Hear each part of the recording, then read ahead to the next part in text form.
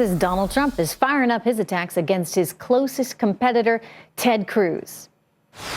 He really does lie. He's so nervous. But I mean, I saw him. Hey, George, I saw him the other day. He is so nervous. He is such a mess. His polls have gone down like I've never seen polls gone down. People realize he probably can't even run for president. He was born in Canada. The two are locked in a heated battle in Iowa, despite Trump's massive lead in national polls. Sitting down with our own Maria Bartiromo, Trump also credited his rebounding in Iowa to Sarah Palin. But the Sarah endorsement was very important because everybody assumed she was going with Ted Cruz. She called me up. I've known her for a long time. I've respected her. She's a good woman. She's a very, very good person, and she's a smart person. So is this fait accompli? Is he going to be the Republican nominee? Gina Loudon and Matt Littman are still here with me. And Gina, over to you first. Is it going to be him? Can we call it? Well, I think that, all signs certainly point that way, Trish, but I do think that he could do himself a favor because most of the people, if you look at the polling, most of the people that do choose him as their number one choice would choose him as their number two choice if they weren't already on board with Ted Cruz. So he needs to keep a little more friendliness out there. And I think if he'd stop being so reactionary, I think it would actually behoove him in this primary. Interesting. I don't think I've heard you say anything that is that critical of him thus far. So you must really be concerned for him, Gina, that he's getting a little too negative at a time when he doesn't need to be because he's already tops. Yeah, because this is the thing. I firmly believe the establishment is doing everything they can to bait both Ted Cruz and Donald Trump and to pit them against one another and to pit their followers against one another so that the voters who support them will take the bait and really dislike each other and that an establishment candidate can sneak in there. Trish, I think that's an interesting point. It's an interesting point, although there's part of me that kind of feels like, Donald Trump ought to be smarter than that. Why should he take that bait? I mean, he's been pretty good thus far about effectively pulling all the strings that he needs to pull in a pretty savvy way, Matt. There's no doubt that Trump is running a very savvy campaign and has a very good shot at winning the Republican nomination. I mean, I think you could already eliminate Jeb Bush and Chris Christie from the conversation. Kasich is starting to do really well in New Hampshire, and he's a good candidate. And if the Republicans were smart, that's the person that they'd be nominating, John Kasich, because he really could win a general election.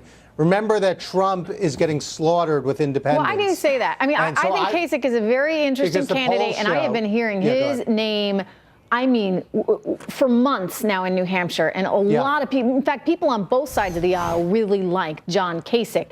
But how do you get excited about John Kasich when, let's face it, you get some other people in the room that are sucking all the oxygen out? Well, I say it because he was smart enough to have me on his show when he was on Fox News. So obviously that's why he So you like him. You like him. But how do you excite that base, But he also... Well, let me just say two things. One is, if you look at Chris Christie in New Jersey, his popularity is in the 30s. If you look at Kasich in Ohio, Republican governor of Ohio, it's very, very high. It's like in the 60s. And I think Kasich's views are really where a decent chunk of America is, maybe not 50%. Isn't this always the problem? 40s, and he doesn't have the hateful language that Trump has, or the problems with independents. But you have to motivate the money to go on. Gina, you do. Well, you have to motivate the base. Also be motivated in a general election. He will not motivate the base to get out and support him. Why won't he, Gina? Let me ask you. He would be a repeat of a John McCain, of a Bob Dole. How many times do we have to go through the same cycle until we quit believing this mantra that somehow some middle-of-the-road milquetoast person is gonna win an election? Let me jump in with the other grenade here, and that's Mike Bloomberg. I mean, is he that sort of middle-of-the-road candidate that comes in? And if he does, who is it that he's going to pull votes from? Is it Donald Trump, if Trump is the nominee, or is it Hillary Clinton? Should Hillary Clinton be the nominee? I'd like to hear both your views. Matt, you're shaking your head. What do you think? Yeah. So I think the article, when it came out the other day in the New York Times, basically said that Bloomberg wouldn't run if Hillary was the nominee on the Democratic side. So it's really if Sanders runs against Trump, then Bloomberg sees a lane. I really like Mike Bloomberg. I think he'd be a great president, and I'd be happy to support him, but I don't think he'd be running if Hillary's the Democratic nominee. Oh, and so that's would what you the vote article for him says. over Bernie Sanders? Yes, absolutely. Okay. Gina, who do you think he steals votes from? I think that answers your question right there. I think he absolutely steals them from the Democrats. And I think that, you know, somebody whose claim to fame, Trish, is wanting to ban big gulps. I think that, you know, when you start with that and that's why you're a household name, it's not going to take many votes from the Republicans. The challenge for him is you say he's a household name. He's actually not that much of a household name outside of the sort of New York area. Right, you know, except By for the way, maybe the nanny state big gulp thing that people got all worked up about. But a lot of people out in the middle of the country, they still don't know who Mike Bloomberg is. It's very different being Mike Bloomberg than, say, being Donald Trump. Donald Trump being the reality star that has that appeal in America's heartland.